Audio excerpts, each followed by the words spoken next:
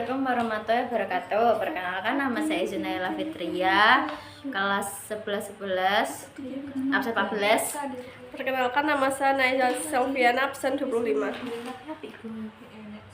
Latar belakang pertempuran 5 hari di Semarang. Peristiwa terjadi setelah Jepang menyerah kepada Sekutu pada tanggal 15 Agustus 1945 yang disusul dengan proklamasi kemerdekaan Republik Indonesia. Walau begitu, tampaknya Jepang yang belum bisa menerima kekalahan membuat Indonesia belum aman dari penjajahan.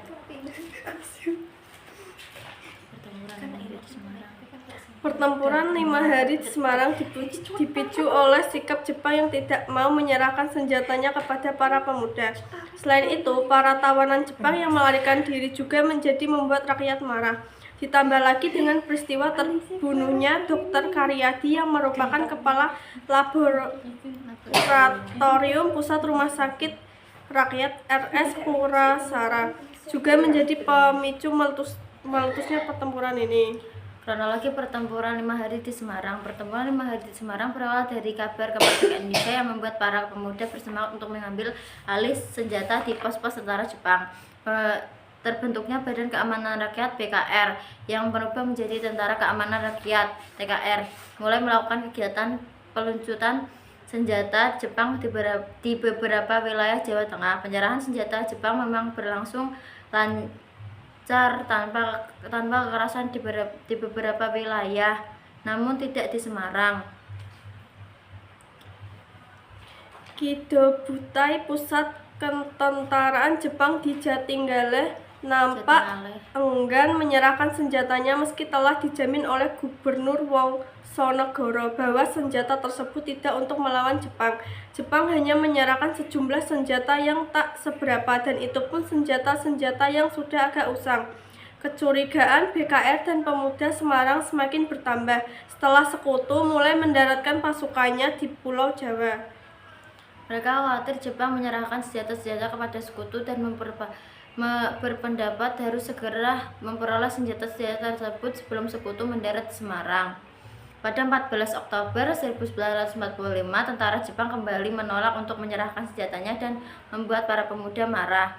Para tawanan Jepang yang bekerja di pabrik gula Cepiring hendak dipindahkan ke Bulu justru melarikan diri dan bergabung dengan pasukan Kidobutai yang dipimpin oleh Jenderal Nakamura dan Mayor Kido.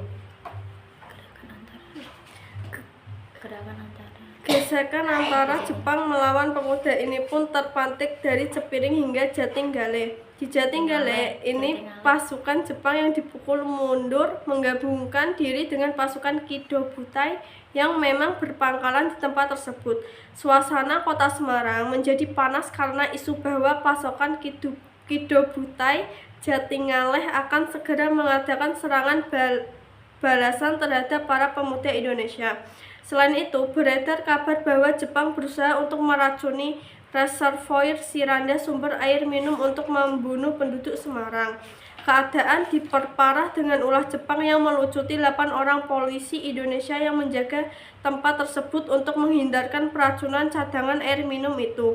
Bahkan Dr. Karyadi yang hendak mengecek sumber air tersebut ditemukan tewas di Jalan Pandanaran, Semarang karena dibunuh tentara Jepang.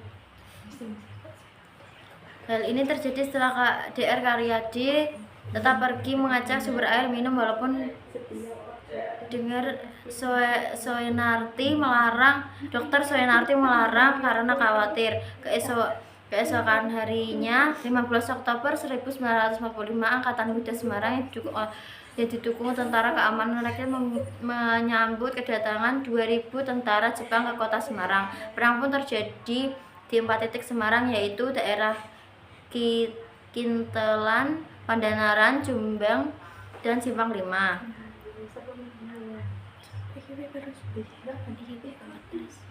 Pukul 14, Mayor Kido memerintah anak buahnya untuk melancarkan serangan terhadap pasukan Indonesia.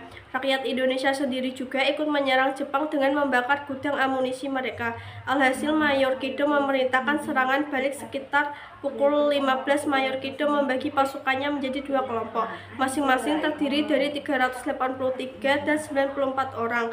Pada pukul 15, Mayor Kido mengerahkan semua anggotanya untuk melakukan serangan di sekitar wilayah di bawah komandonya.